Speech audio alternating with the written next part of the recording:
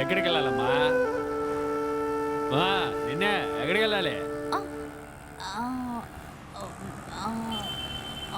స్ట్రైట్గా వెళ్ళి లెఫ్ట్కి వెళ్ళండి.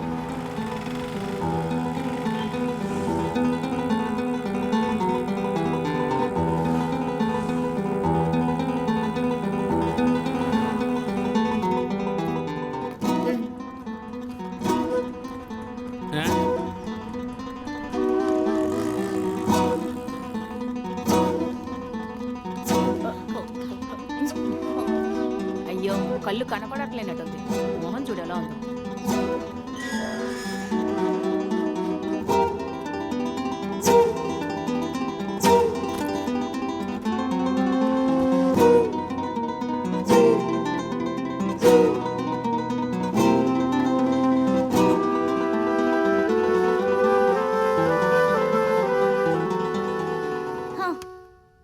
ఇదంతా ఒక కథని రాశారు. తోల పగిలిపోతుంది. చెత్త కథ. ఛే!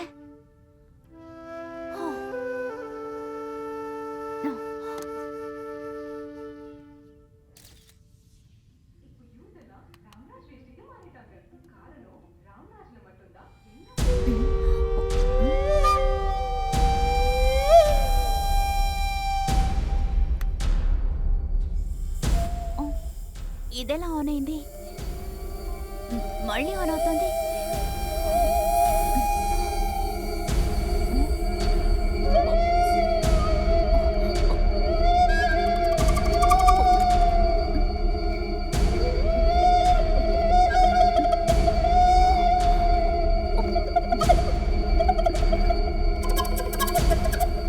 ఎందుకు డిలీట్ అవ్వడం లేదు?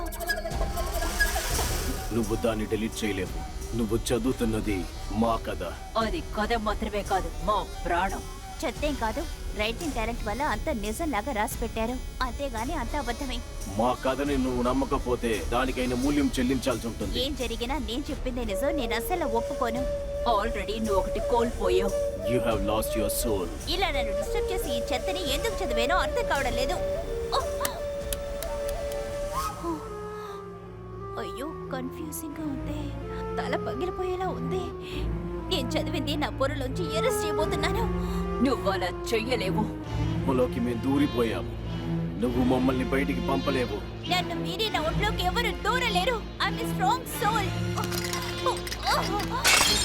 నీ గురించి నువ్వు మరీ ఎక్కువగా ఊహించుకుంటున్నావు. నువ్వు బొమ్మవి మాత్రమే. నిన్ను ఆడించే రిమోట్ కంట్రోల్ మేమే. నీవు చెప్పింది నువ్వు విని నడుచుకున్నావంటే నిన్ను మేము వదిలేస్తాం. నేను ఎవరి మాట వినను. ఇదంతా నా మనసులోనే జరుగుతోంది. ఇదేది నిజం కాదు. నీ నిర్ణయాన్ని నువ్వే తీర్మానించుకున్నావు. మేమెవరో నీకు చూపిస్తాము.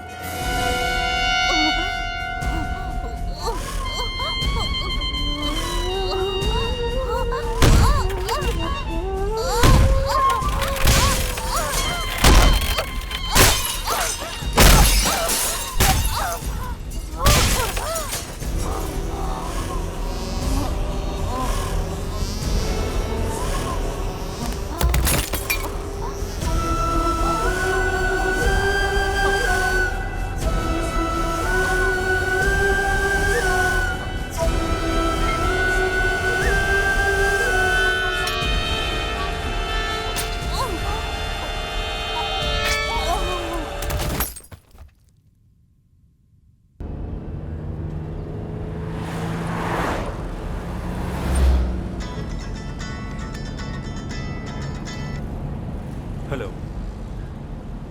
శివరామన్ స్పీకింగ్. చెప్పండి, ఎలా జరిగింది? ఎక్కడ? అలాగా, ఓకే, ఆల్ రైట్, ఓకే, సరే, ఓకే. డ్రైవర్, త్వరగా పని.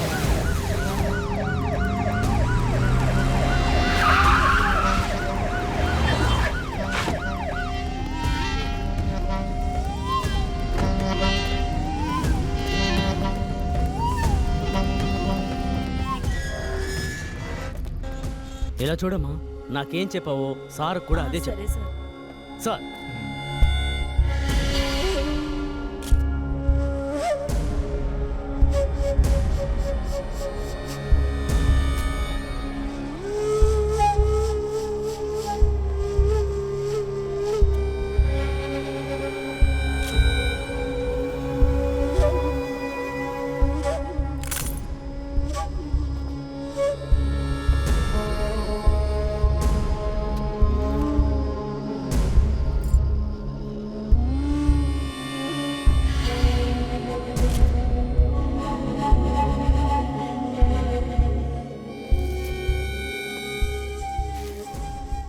సంపత్ గారు, సార్ ఏం జరుగుంటుంది?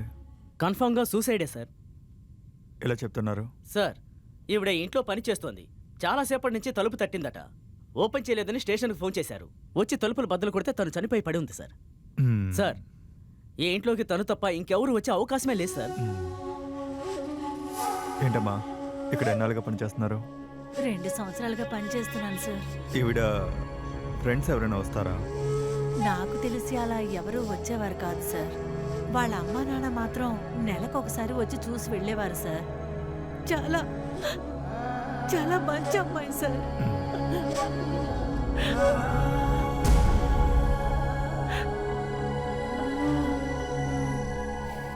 సంపత్, సార్ సూసైడ్ చేసుకోవడం అంత ఈజీ అంటారా?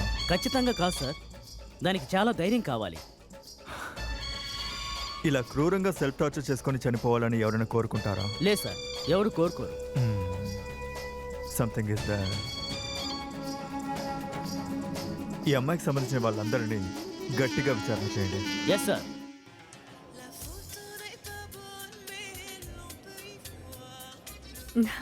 ఓయ్, హాయ్ అన్నయ్య. చాలాసేపు నుంచి వెయిట్ No problem అన్నయ్య. చేస్తున్నా. సారీరా. ఎలా ఉన్నారా? బాగున్నాను అన్నయ్య. మీరెలా ఉన్నారు? గుడ్ టు సీ యూ అన్నయ్య. తీసుకోండి. థ్యాంక్స్. అన్నయ్య, నేను ఎందుకు మిమ్మల్ని ఇక్కడికి రమ్మన్నానో తెలుసా? ముఖ్యమైన వ్యక్తిని మీకు ఇంట్రడ్యూస్ చేద్దామని. ఎవరినమ్మా? పేరు శివ. సాఫ్ట్వేర్ లో పనిచేస్తున్నాడు. మేము ఒక 4 ఏళ్లుగా లవ్ చేసుకుంటున్నాం అన్నయ్య. అరే. మా మధ్య ఒక మంచి అండర్స్టాండింగ్. Advance congratulations. థ్యాంక్స్ అన్నయ్య. మీరు తన్ని కలిసి మాట్లాడారంటే ఖచ్చితంగా మీకు నచ్చుతుంది. He is a gem of a person. Good. Hello, ఎక్కడున్నావురా? సారీ డార్లింగ్, మా బాస్ తో మీటింగ్ కొంచెం ఎక్స్టెండ్ అవుతుందా, ఈ రోజు రాలేనురా. మా అన్నయ్య నీ కోసం వెయిట్ చేస్తున్నారు. తనకి నిన్ను ఇంట్రో చేద్దామని నేను రమ్మన్నాను. ఇలా చేసేవేంట్రా? సారీ రమంగారం, ఖచ్చితంగా నెక్స్ట్ టైం మీట్ అవుదాం, ఓకేనా? ఓకేరా, బాయ్. బాయ్. సారీ అన్నయ్య, తను ఇప్పుడు రాలేడంట. ఇంకొక రోజు ఖచ్చితంగా ఇంట్రడ్యూస్ చేస్తాను. నీ ఫోన్లో అతని ఫోటో ఉంటుంది కదా, అది చూపించు. నో, మీరు తన్ని డైరెక్ట్ గా కలిసి తీరాల్సిందే. ఓ, అయితే ఇంకో రోజు మీట్ అవుదాం. ఓకే అన్నయ్య. సార్ ఎవరు కావాలి?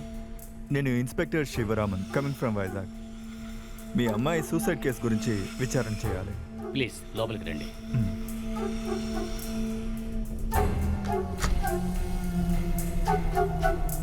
కూర్చోండి.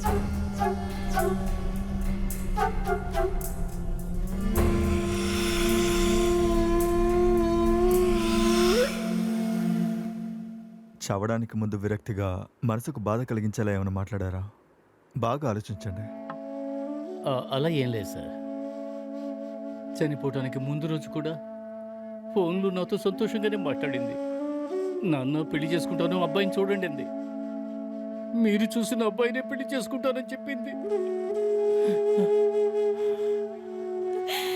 పెళ్లికి అన్ని ఏర్పాట్లు చేసుకున్నాం, కానీ ఇంత సడన్ గా చనిపోతుందని మేము అసలు అనుకోలేదు.